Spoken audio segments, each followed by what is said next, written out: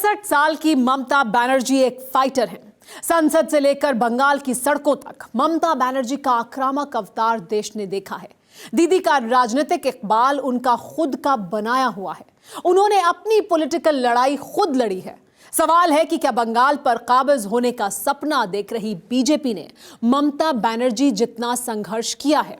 ममता बनर्जी की जितनी पुख्ता राजनीतिक जमीन है, क्या बंगाल में बीजेपी की सियासी जमीन इतनी मजबूत है? टेली सीरीज के इस एपिसोड में देखिए Mardaani, tough nut to crack.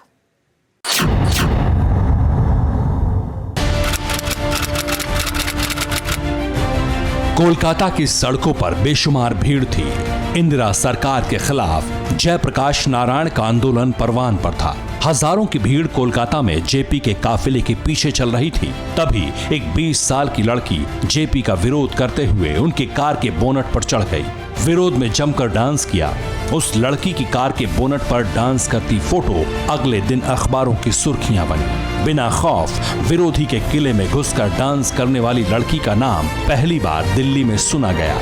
ये लड़की कोई और नहीं, ममता बनर्जी थी।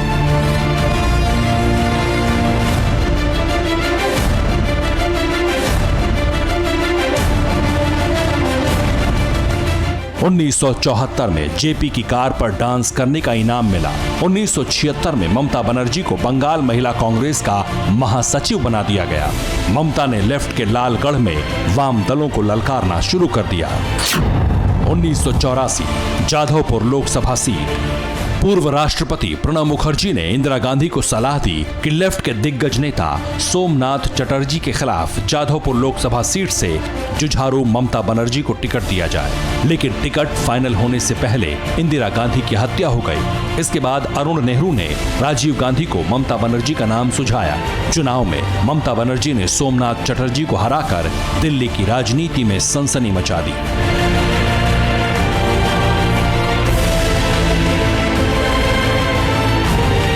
लेफ्ट को पहली बार एहसास हुआ कि उन्हें उन्हीं की जुबान में जवाब देने वाला नेता पश्चिम बंगाल की धरती पर पैदा हो चुका है। 70 के दशक में दक्षिण 24 परगना में एक कांग्रेस कार्यकर्ता की बीवी से रेप के बाद उसकी हत्या कर दी गई। उसके परिवार से ममता का मिलने जाना तब राष्ट्रीय सुर्खियां बन गई। वो सीपीएम की आंख की किरकिरी बन गई। नफरत कितनी गहरी थी ये पता चला 1990 में, जब ममता पर जानलेवा हमला हुआ।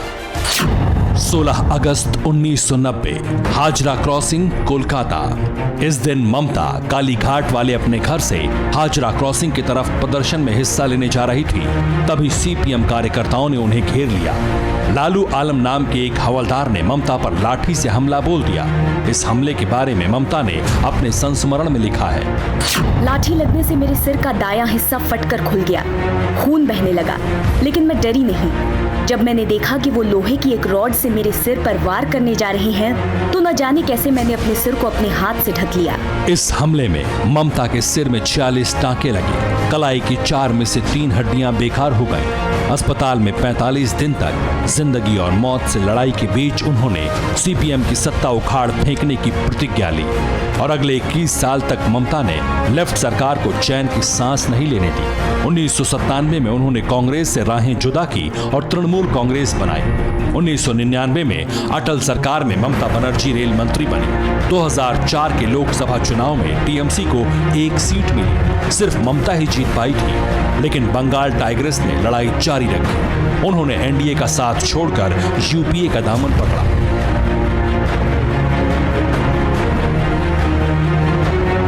जल्द ही बड़ा मुद्दा हाथ लगा। 2006 में जीत के बाद लेफ्ट ने विकास के नाम पर किसानों की जमीन छीननी शुरू कर दी। पहले नंदीग्राम और फिर सिंगूर में ममता जनता के साथ हो गईं। कई दिनों तक अनशन पर बैठी। किसानों से लेकर बंगाली बुद्धिजीवियों तक का समर्थन बंगाल की बेटी को मिलने लगा। धीरे धीरे लेफ्ट विरोधी लहर ममता की आंधी में तब्दील हो गई। इस सफर में दीदी 100 से अधिक बार जेल गईं। 2011 के चुनाव में मां, माटी और मानुष का नारा दिया। ये नारा महाश्वेता देवी के उपन्यास से लिया गया था। ममता का नारा बंगाल में हिट हो गया।